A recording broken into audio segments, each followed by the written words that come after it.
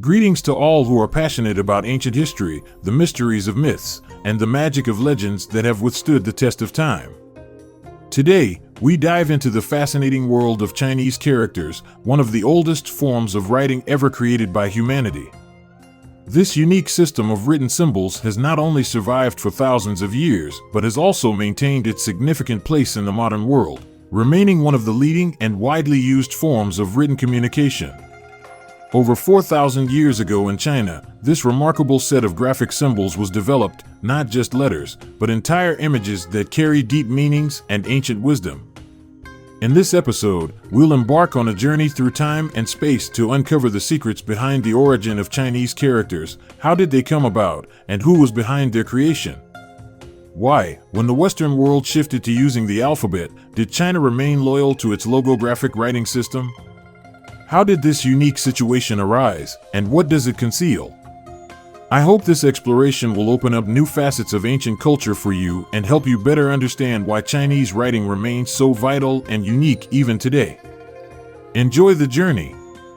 In ancient China, long before the advent of writing, people used an interesting and quite primitive method to record and transmit information. They tied knots in ropes. This ancient technique was a precursor to writing and is known as knot writing, or qipu, which translates to talking knots. Similar systems existed not only in China but also in other parts of the world. For instance, in the Andes of South America, nomadic civilizations used qipu to store data, and in Hawaii, indigenous people used knots to record information. Despite its simplicity, this method was quite functional. It served to keep track of economic and trade transactions, helped memorize important data, and was even used to record significant historical events. Linguists suggest that while knot writing did not convey language in the way we understand it today, it effectively served as a mnemonic aid. In traditional Chinese historiography, it is believed that knot writing was one of the earliest forms of writing in ancient China, which gradually evolved into the logographic system. One of the earliest known forms of Chinese writing that has come down to us is the famous Jiaoguan, or oracle bone script. According to archaeologists, this system appeared during the late Shang dynasty, around the mid-2nd millennium BCE.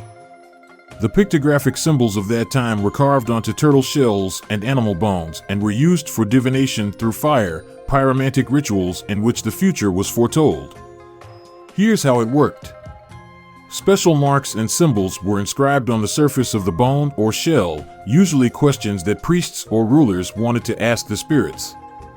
These questions could involve various aspects of life, such as harvests, weather, wars, the ruler's health, and so on. Then, a priest or diviner would apply a heated metal rod or coals to pre-marked points on the bone or shell. The heat would cause cracks to form on the surface.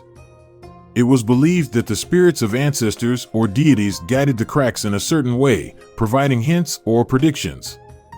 The priests would then interpret these cracks, trying to understand how the prediction would influence the future or what decision should be made.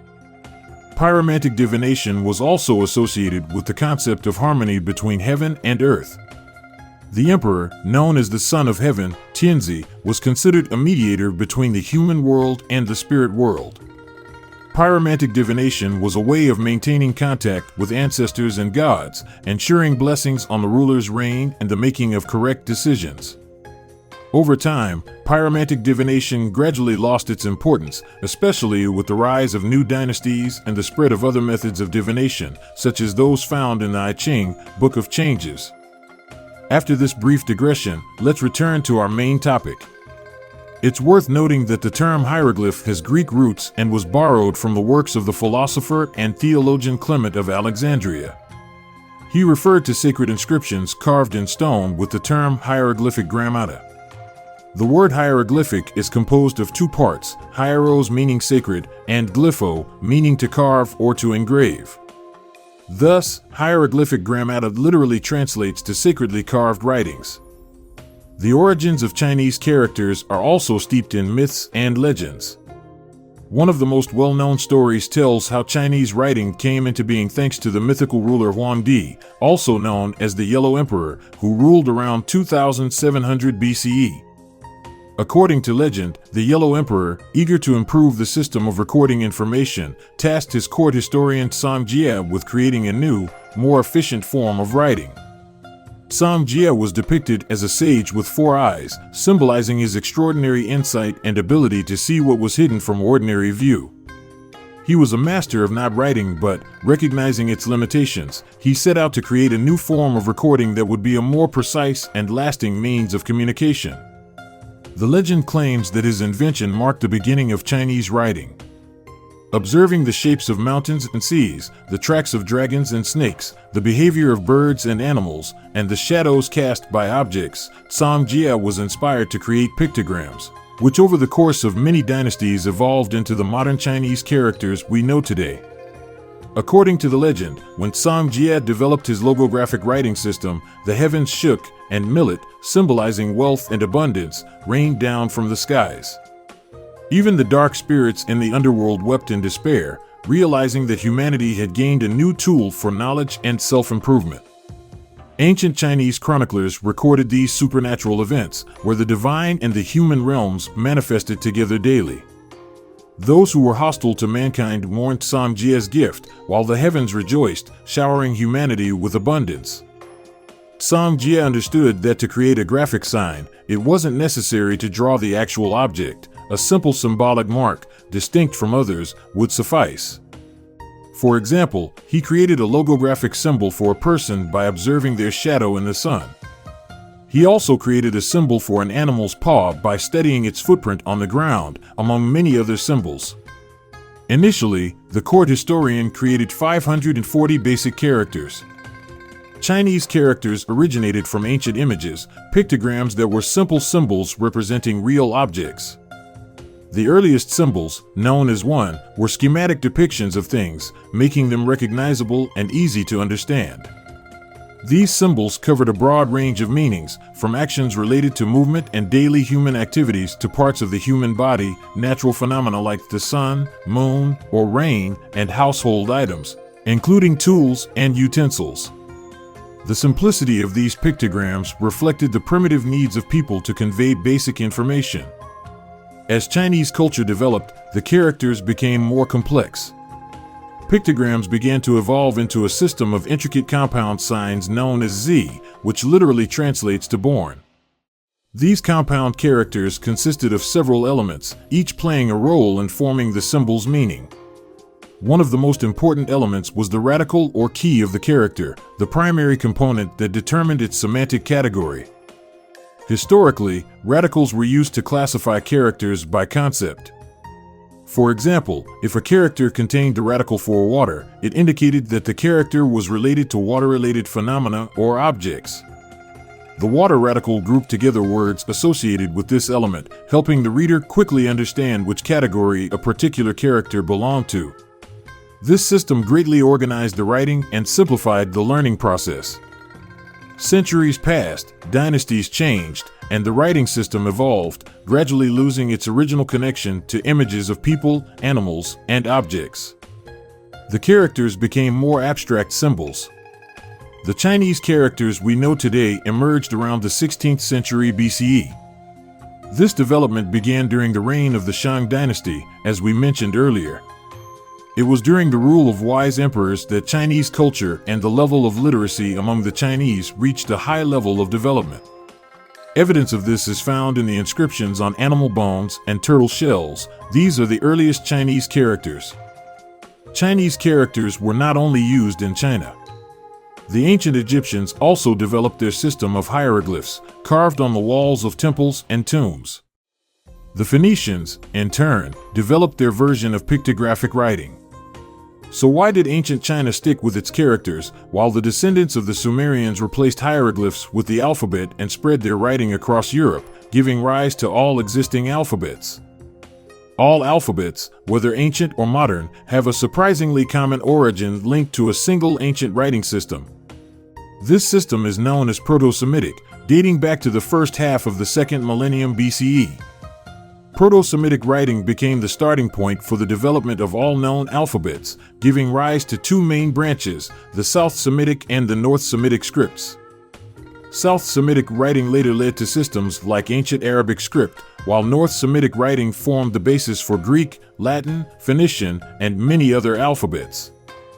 It's interesting that the very concept of representing sounds with symbols was invented by the Sumerians, one of the oldest civilizations in human history, which emerged in Mesopotamia, in the southern part of modern-day Iraq around 4500 BCE. Unlike the hieroglyphs used by the Egyptians, the Sumerians' neighbors, each letter represented a single sound, not an object or concept.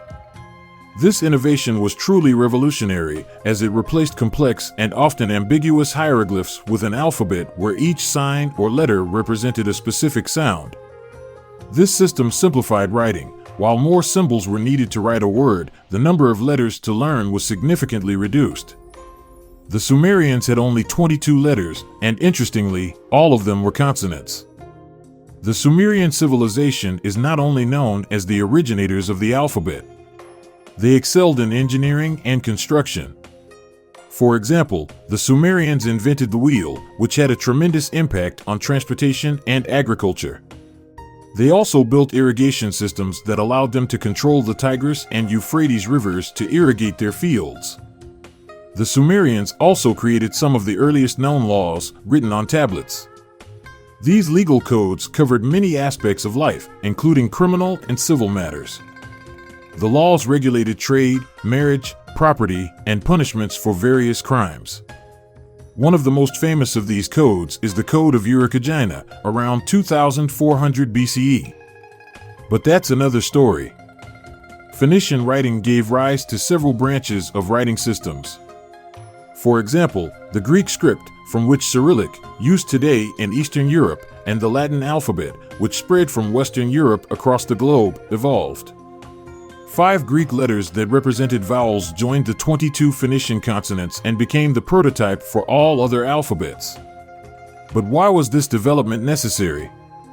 One of the key reasons for this evolution was the lack of a centralized state among the Phoenicians, unlike the powerful and centralized civilizations of ancient Egypt and China. The Phoenicians were pioneers in seafaring, and their trade network spanned vast areas of the Mediterranean. Surrounded by colonies and foreign cultures, the Phoenicians needed a writing system that could serve as a simple and universal tool for conducting business. Trade was their main source of wealth, and to maintain efficient communication, they required a writing system that could be easily learned by both the Phoenicians and their many trading partners. Thus, they embraced the alphabet. The Greeks then adopted the alphabet from the Phoenicians, making some improvements and changes. In China, however, writing developed in a completely different way. The Chinese language, with its many dialects, is incredibly diverse. For instance, a person speaking Cantonese may barely understand someone who speaks Northern Chinese, Mandarin. However, the uniqueness of the Chinese writing system lies in its ability to allow people who speak different dialects to communicate with each other through writing without knowing each other's spoken language. This creates a unique linguistic bridge connecting different regions of China. To be literate in China, one must remember at least 3,000 characters, the minimum required to read newspapers and navigate everyday written communication. People with higher education usually know between 6,000 and 7,000 characters, which significantly expands their ability to understand more complex texts. Complete Chinese dictionaries contain up to 50,000 characters, though not all of them are used in everyday life. In comparison, in alphabetic writing systems, such as those used in European languages, it takes only about 30 letters to write the same 50,000 words, which seems much simpler in terms of memory and learning. To many Europeans, alphabetic writing seems more advanced and convenient, and about 99% of them believe that a letter-based system is far superior to a logographic one.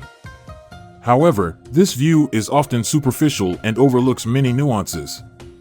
The fact is, the logographic system has its unique advantages. Unlike alphabetic writing, where symbols represent sounds, logograms represent entire concepts, objects, actions, phenomena. Because of this, logograms remain universal and convenient for people who speak different languages and dialects, making them a unique communication tool in a multilingual society. For example, if a Mexican writes in letters that he wants to eat and drink, a Pole who doesn't know Spanish won't understand what the Mexican wrote, even though both use the same alphabet, Latin script. However, using logograms, people who speak different languages can communicate. Therefore, logographic writing allowed people of different ethnic groups within one empire to retain their language while freely communicating with each other. The Chinese logographic system has another important advantage. It allows for relatively easy reading and understanding of texts written centuries ago. While spoken language has changed, the writing system has maintained its stability and continuity, providing a link between generations through written sources. As a result, even modern readers can study ancient works without facing significant difficulties in understanding the text. Moreover, the classical Chinese written language, known as Wenyan, was historically the language of the elite and was widely used throughout the Asian region, including in Japan, Korea, Vietnam, and other countries. For centuries, Wenyan served as a sort of Latin for East Asia. Even today, despite each of these countries having transitioned to their own writing systems, knowledge of Wenyan still allows for the reading and understanding of many ancient texts. In Japan, for example, Chinese characters, known as kanji, remain an integral part of the written language, and their meanings are still understandable to people who know Chinese. Chinese characters played a special role in Chinese numismatics. Coinage in China began to develop in antiquity, around the beginning of the first millennium BCE. During the Shang dynasty, bronze ingots and objects resembling money were used for trade. These objects came in various shapes and sizes, sometimes resembling tools like spikes or knives, and were used as a means of exchange. One of the earliest forms of Chinese coins was the yuan yi, a round disc with a square hole in the center. These coins began to be minted during the Zhou dynasty, 1046 to 256 BCE. Characters were often used on these coins to indicate the denomination or the name of the dynasty. For example, on Zhou dynasty coins, you might find inscriptions like Tianqi, divine currency, or Guanqi, state currency. Later, during the Qing dynasty, coins with characters indicating the denomination and the reigning era became the standard. Coins from this period often had the name of the dynasty and the year of the emperor's reign on the reverse side. Characters like Huang, meaning emperor, could be seen on the coins. Coins with rare or particularly beautiful characters can have high collectible value. The characters on Chinese coins are not just text, they represent a whole world of symbolism. Many ancient Chinese coins featured characters symbolizing luck and prosperity. In feng shui, the traditional Chinese art of harmonizing space, round coins with square holes were considered powerful talismans for attracting wealth and luck. It was believed that the square hole in the center of the coin symbolized the connection between heaven and earth, bringing prosperity. The Chinese logographic writing system is truly exceptional among modern writing systems. Unlike other ancient writing systems, such as Mesopotamian cuneiform, Egyptian hieroglyphs, or Mayan script, the Chinese logographic system remains the only living pictographic system in the world. It continues to be actively used in everyday life, maintaining a connection with ancient history and culture. It's not just a writing system, but an important element of Chinese culture. The Chinese language has become one of the most popular foreign languages to study worldwide. As of the 2020s, around 30 to 40 million people globally are learning Chinese, and this number continues to grow.